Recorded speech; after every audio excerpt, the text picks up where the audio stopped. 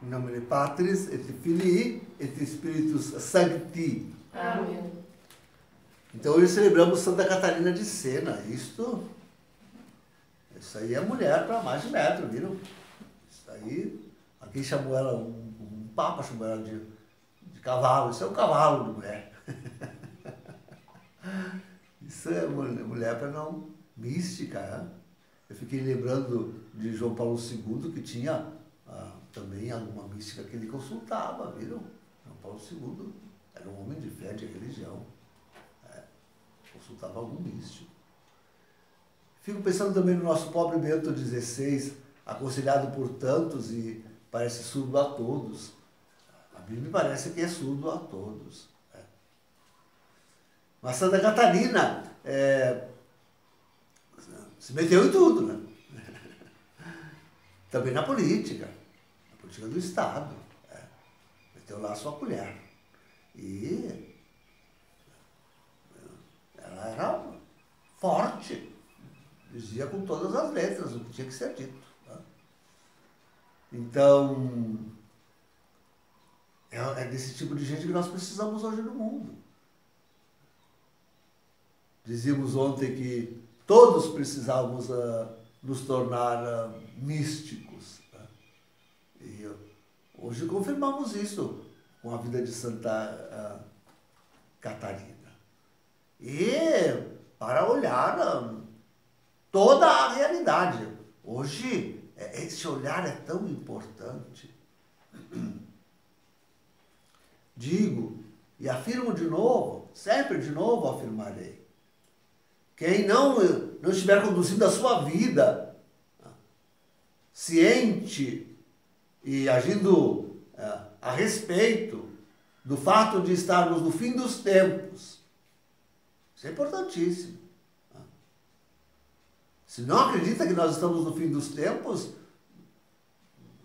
vai chutar a vida assim, não vai ter coragem das atitudes que tem que se tomar. Primeiro lugar, tem que acreditar que estamos verdadeiramente no fim dos tempos. Tem que acreditar nisso. Depois, tem que entender que há uma armadilha, há um complô, há uma conspiração imensa de um grupinho de líderes, de agentes mundanos, de elite, de famílias de elite deste mundo. Rockefeller,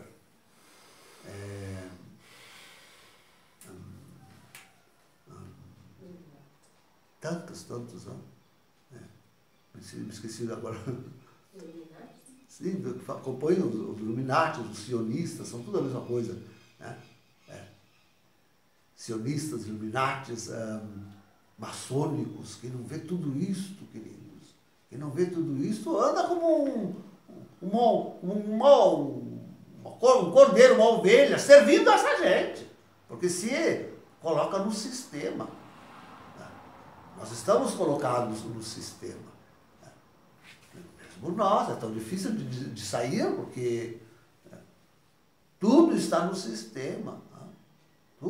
Tudo, absolutamente nada, não tem área da vida humana que não lhes escapou. E eles querem dominar tudo com toda a amplitude. Tudo isso que temos de crise econômica vem sendo gestado há muito tempo, há mais de século, bem mais de um século. As guerras, essas primeira, segunda guerra, a terceira guerra, que foi a chamada Guerra Fria, tudo isso é gestido, gerado e conduzido por esta gente. Crise árabe, ou para dizer, primavera árabe, na linguagem deles, primavera árabe, primavera católica. Tudo isto vem das mãos deles, eles estão aí na frente. Então, quem não abre os olhos para entender esta realidade de que E assim, queridos, influenciando nas nações, na política das nações. Brasil, e tanto dependente, mas o Soros, esse tal de Soros, não foi, eles correm, não perdem oportunidade. Enalteceram essa tal de Meirelles aí, Marielle, como é que é o nome dessa? Marielle, e já ele correu aqui a fundar uma ONG, né, para implantar as ideias desta gente, né, que pervadiu a nossa política. Né, e essa pobre igreja brasileira, né, com a teologia da libertação, né, com o comunismo, está na cabecinha destes homens. Esses homens que se dizem de Estado, e desses homens que se dizem de igreja, só porque receberam um sacramento importante, o episcopado, ou o presbiterado, que seja. Então, se arvoram a donos sobre o rebanho de Cristo. A donos, não ouçam. Que coisa, que coisa. Mas serão julgados, serão julgados. Então tem que entender que estamos aí sob a égide dessas poucas famílias, não passam de 100 e poucas, né, famílias que dominam o mundo. Talvez aqui no Brasil nós tenhamos aquela do Fernando Henrique Cardoso, né? Aquela. Talvez mais alguma, não sei. O resto é tudo lacaio. Lula é um lacaio, que viu a oportunidade de encher os bolsos. E encheu o seu bolso, da sua família e daqueles que estão ao redor. Pronto, e acabou. Não tem ideia. Que eu sou uma ideia, agora eu sou uma ideia. Tu é um prisioneiro besta que deve apodrecer na cadeia, ladrão sem vergonha. Mas é tudo manipulado por esta gente. Tudo manipulado por esta gente. E não sei se esse ano, com eleições, nós podemos escapar disso. Eu não sei. Eu não confio em ninguém. Eu não confio em ninguém. Não confio em ninguém. Mesmo. Não confio em ninguém. Então, tem que ter essas ideias. Estamos no fim dos tempos. Estamos aí sob o domínio de uma elite globalista, que penetrou os governos do mundo inteiro. Trump tentando aí uma luta. Polônia, inclusive com a igreja, forte, firme contra essa gente. Mas são os gatos pingados. A Escritura nos diz, né? A Escritura nos avisa. Depois, sobre a situação da igreja, quem não vê que que a renúncia, vamos começar lá, quem não vê que a renúncia de Bento XVI, apesar de ele continuar teimosamente dizendo que renunciou, mas quem não vê que tem ali elementos, basta pensar que um tempo antes ele mandou investigar, começamos lá. Ele mandou investigar a Santa Gallen, a máfia, depois dita pelos próprios componentes desse cardeal Daniels, como a máfia, chamado ele mesmo, chamou assim, e os seus companheiros, Martini entre eles, Rome, a máfia de Gallen. Bento XVI mandou investigar essa gente. Mandou um cardeal a Bruxelas. E depois, um ano antes, no Japão, um cardeal abriu a boca e disse, olha, se dentro de um ano ele não renunciar, será morto. Não se pode brincar agora. Agora isso vem à luz. Ué, mas como? Depois todos os escândalos que houve no pontificado desse pobre, toda a luta, o que o mundo se arvorou contra ele, agora se louva de Francisco. olha, quem não vê essa mudança, quem não percebe essa mudança de tom, tá? Todos os inimigos de Bento XVI, inclusive dentro da igreja, e sobretudo dentro da igreja, agora se arvoram de amiguinhos de Francisco. Mas isso é muito estranho, para se falar em continuidade, como ousaram tentar falar. Tá? Ousaram tentar falar.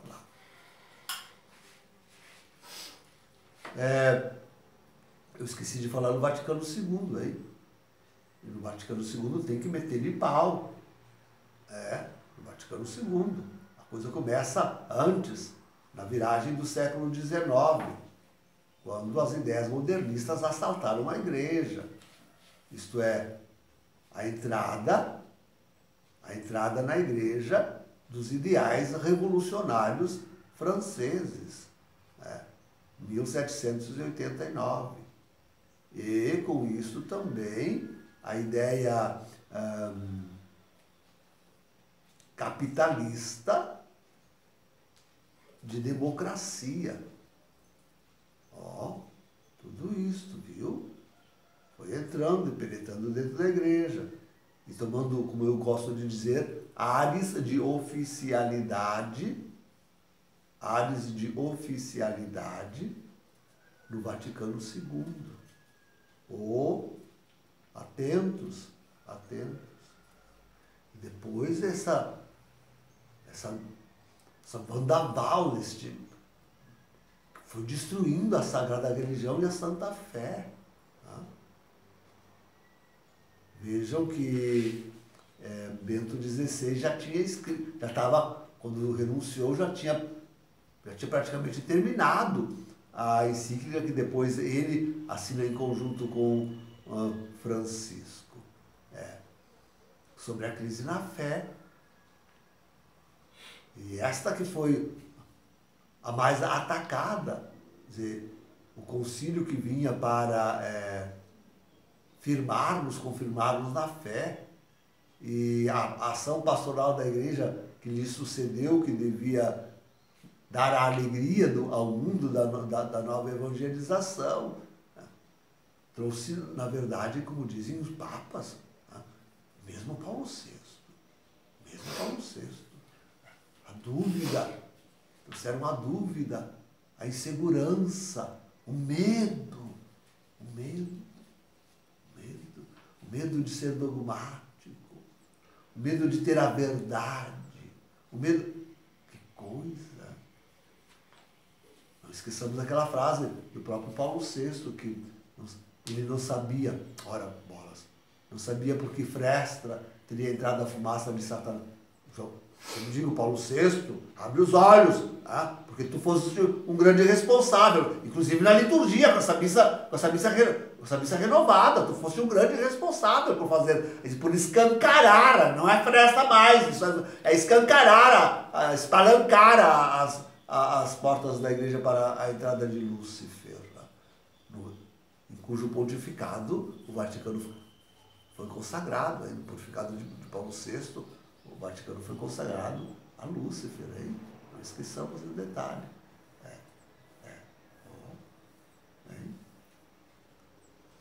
Então, voltando, essa renúncia de Bento XVI tem que ser questionada, sempre tem que estar aí. Apesar da teimosia, como digo, apesar da teimosia deste homem, mostrada em tantos atos e escritos, o seu testamento tão esperado, por tantos que, enfim, tá bem, o idolatram, né? Uma certa idolatria de conservadores e uma certa idolatria de Bento XVI, que é melhor pôr um pé para trás. Não é assim também. Não fechar os olhos. Tá? Não fechar os olhos. Mas depois temos esse caso aí, essa aberração não católica dentro da igreja. Não, no cume da igreja, no cimo da igreja, como avisava Nossa Senhora. Tomando o nome de Francisco. Forte aquela profecia de Francisco. 2 papas, um falso. Então, há que questionar a eleição de Francisco. Há de questionar a eleição de Francisco. Há de se levar em conta aquilo que precedeu o conclave, essa máfia de St. Gallen, tudo que armaram. Há de se considerar o que houve no conclave, isto é, o 5º escrutínio do dia da decisão. Ué, mas como? A lei canônica permite somente 4 escrutínios ao dia. É invalidante. As duas coisas são invalidantes. Então, como não questionar isso? Uma eleição nula, um conclave nulo, para não falar de que o sigilo foi quebrado.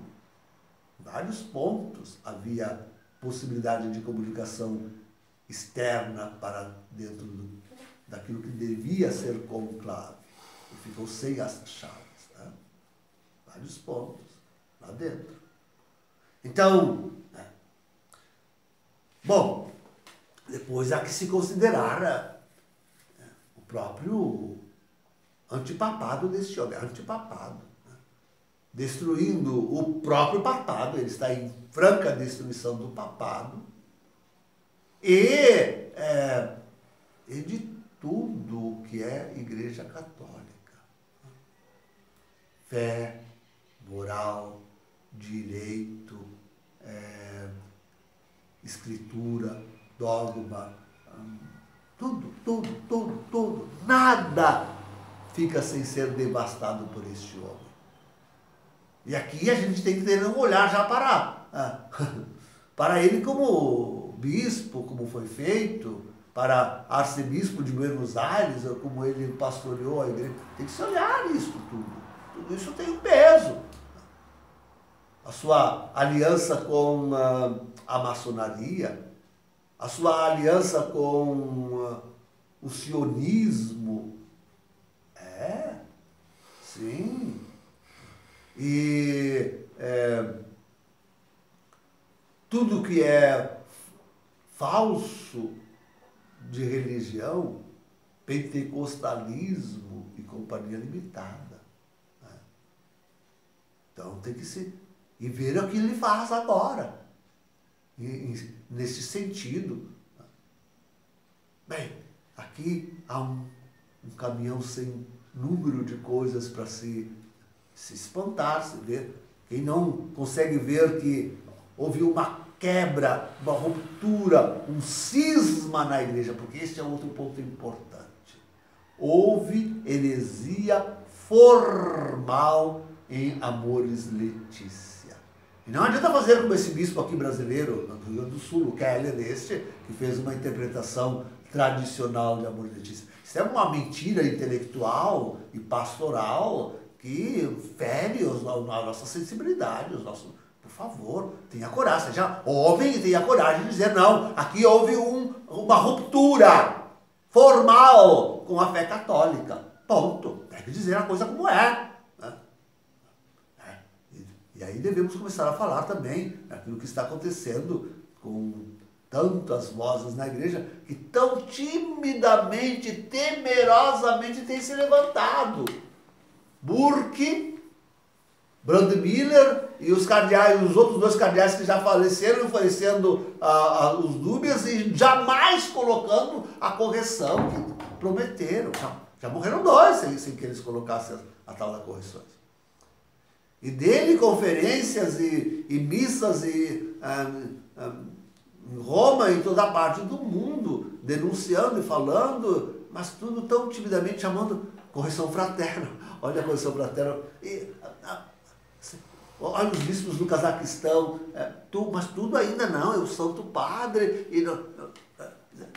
tudo ainda... Sem a coragem de dizer, não, isso é um antipapa, estamos no fim do mundo, isso aí é o antipapa. Este é o falso profeta de Apocalipse 13, 11 e seguintes. Tem que ser dito isto. Mas onde estão os místicos, os homens de coragem de hoje, capazes de levantar a voz e de dizer essa verdade? Tem que...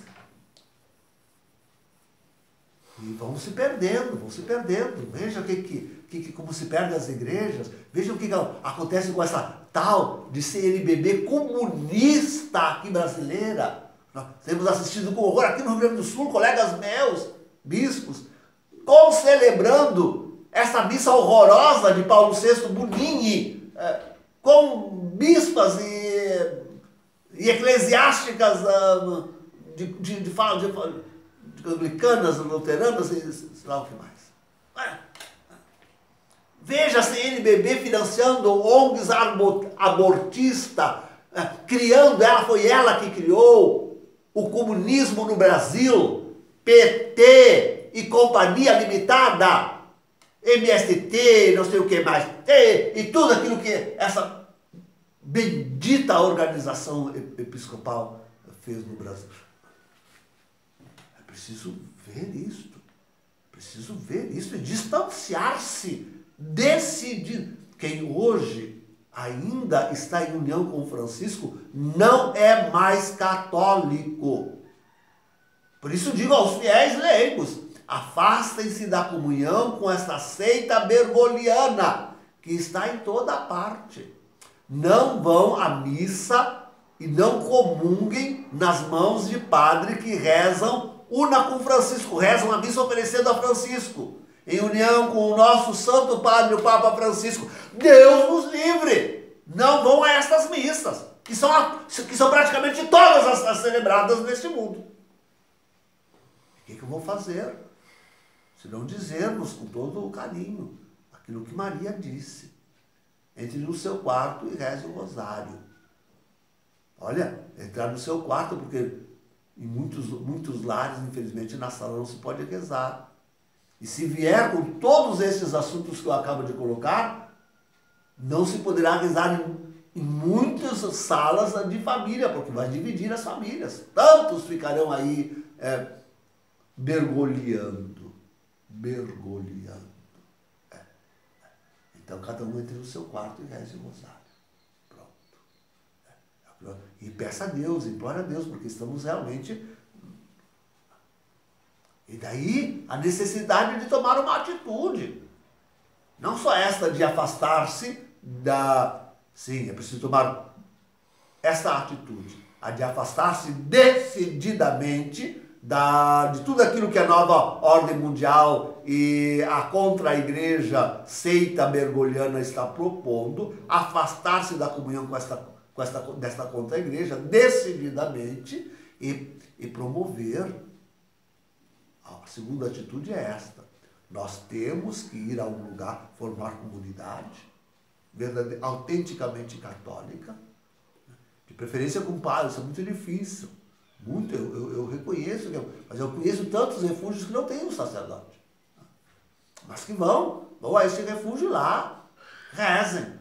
Então, nós temos que criar esses lugares onde busquemos a autossubsistência com simplicidade e pobreza. Não será essa vida moderna que nós levamos aqui, não será.